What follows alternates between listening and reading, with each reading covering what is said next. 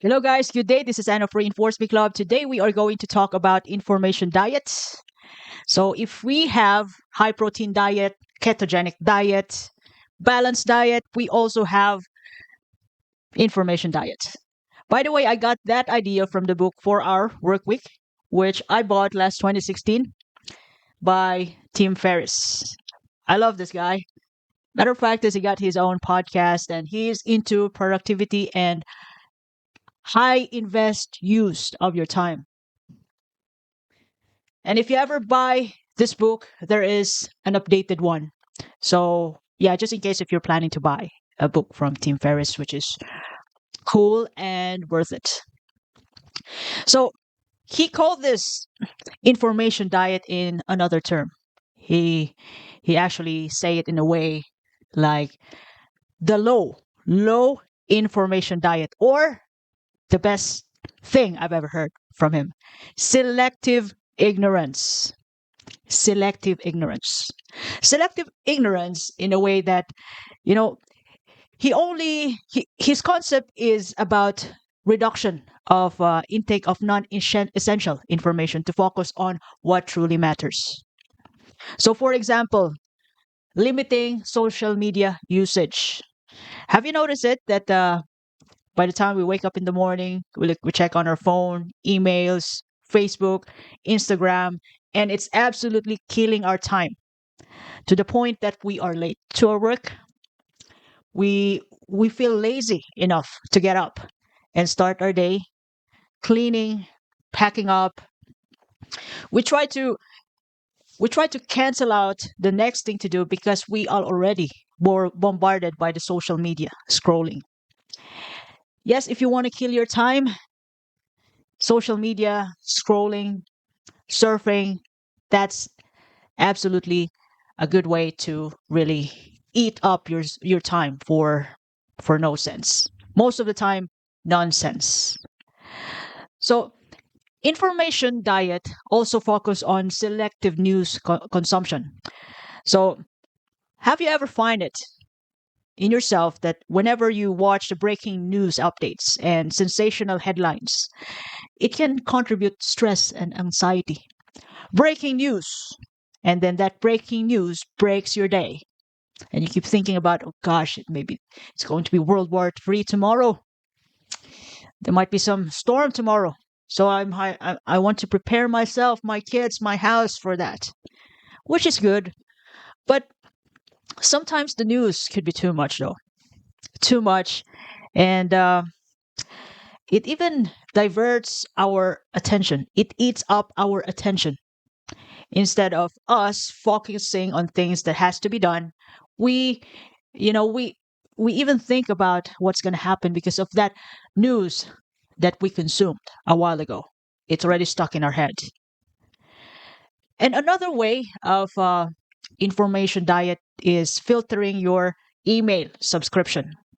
Have you noticed it that in your email, when you try to when you try to serve a certain information, and then you go to a website and the website is asking for your email, and then they're going to send you promotions, ads, or whatsoever about them and their products.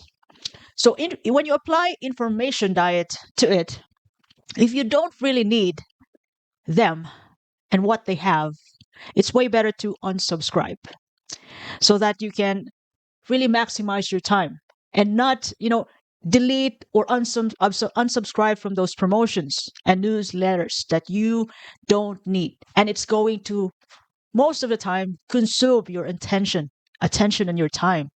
Because instead of communicating to your employees, communicating to your boss, then you find the latest Zara sale, and that excites you. So instead of directly answering your boss or your directly address the problems in your company, you might want to check out the latest sale on Zara and then communicate. So, in order to filter all of those distractions, keep your email clean and make sure that you filter your email, so that what's coming into you are just the information that you need.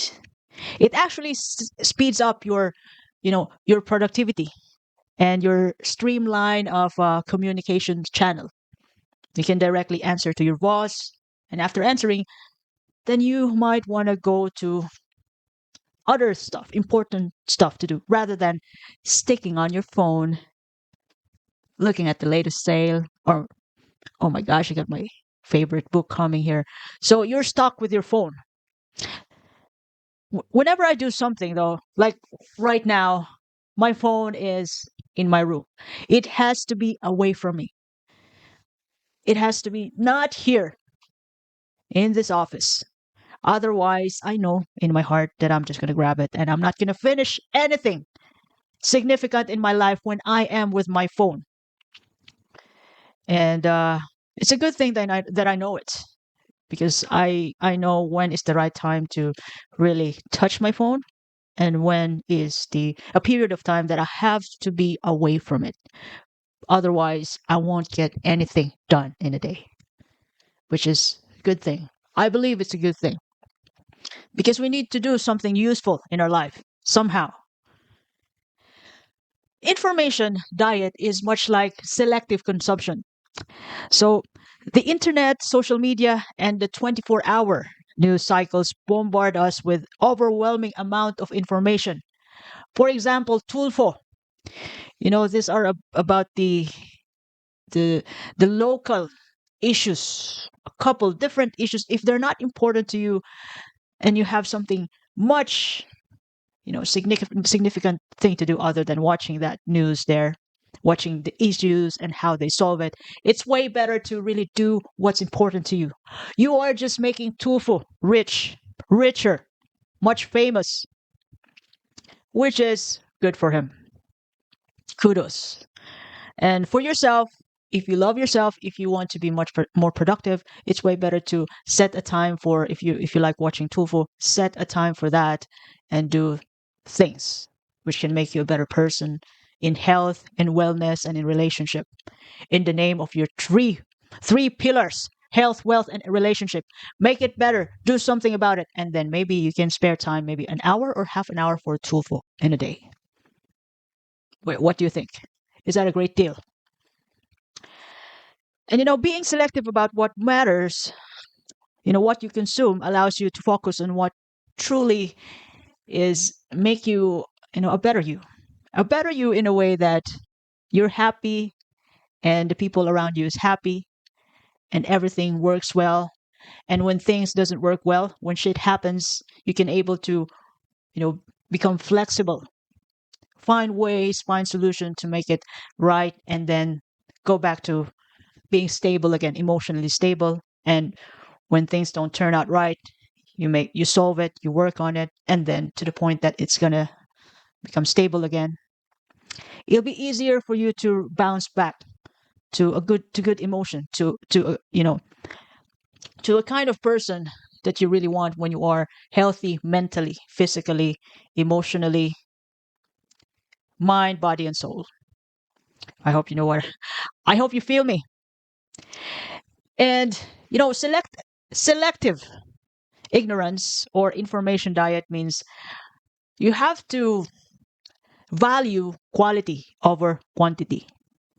So just as the balanced diet prioritizes nutritious foods over empty calories, you tend to prioritize high quality, meaningful information over mindless content.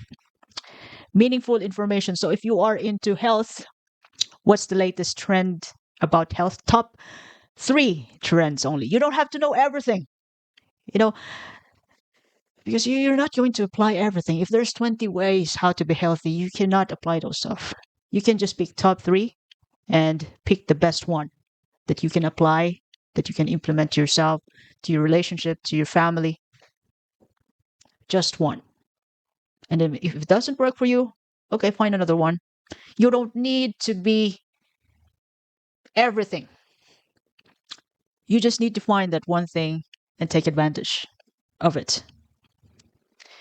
So seek out reliable sources. It could be your friend, your wife, your spouse, your best friend, and gather content that aligns your interests, values, and goals from these people.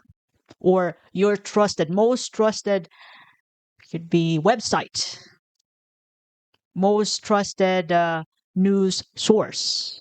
And you don't have to know everything. Remember, jack of all trades, master of none. You don't have to master everything, just one thing, one at a time. This ensures that the information you consume adds value to your life rather than cluttering your mind.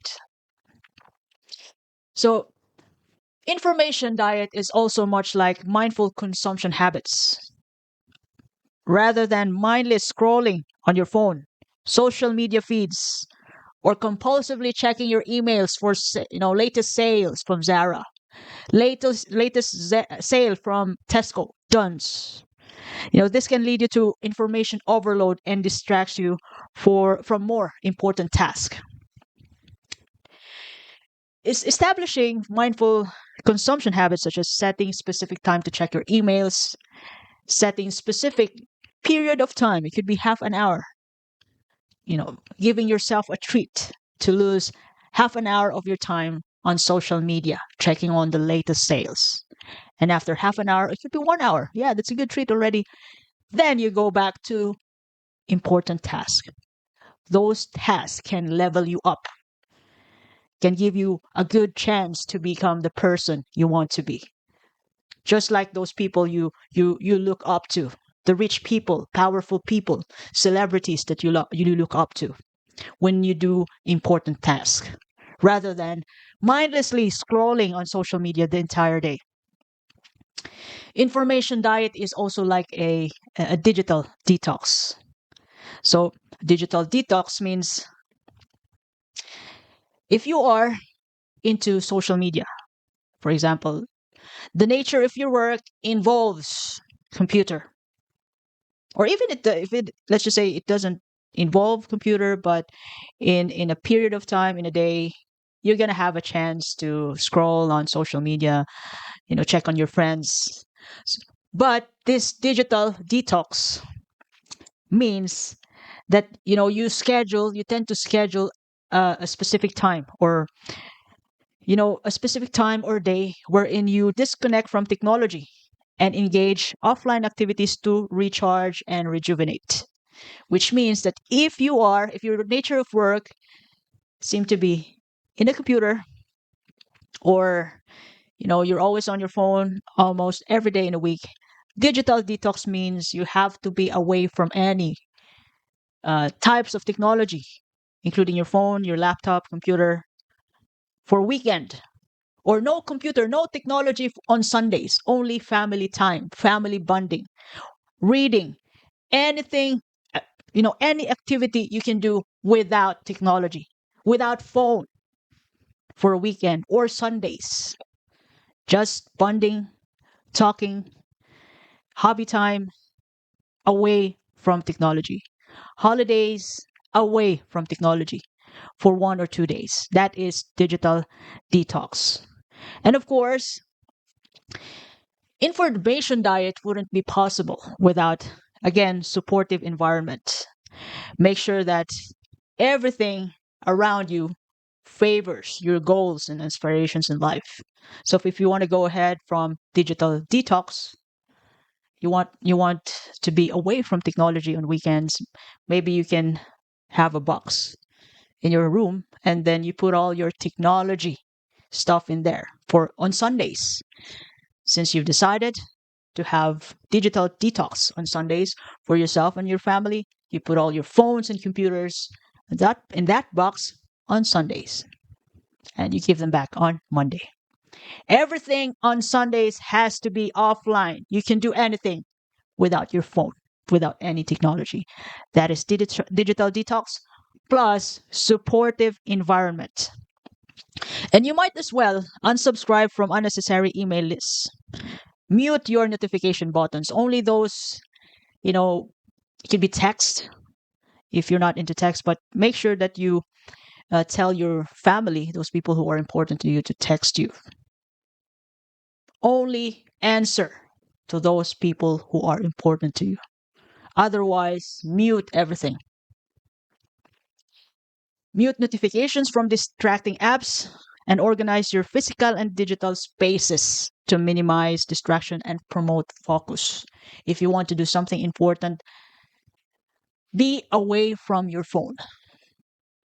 Be away from those people who's going to just distract you anyway. And then reflect and evaluate. Maybe once, it could be once in a while, or periodically reflect on your information consumption habits and evaluate whether they align with your goals and priorities. And what could be the benefits? Why information diet is important? How in the world that this term ever exists?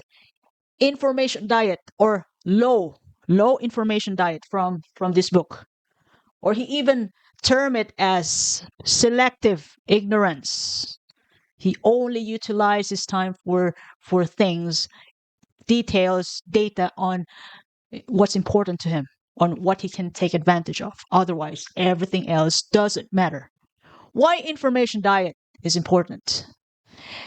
Number one is it's going to increase your focus.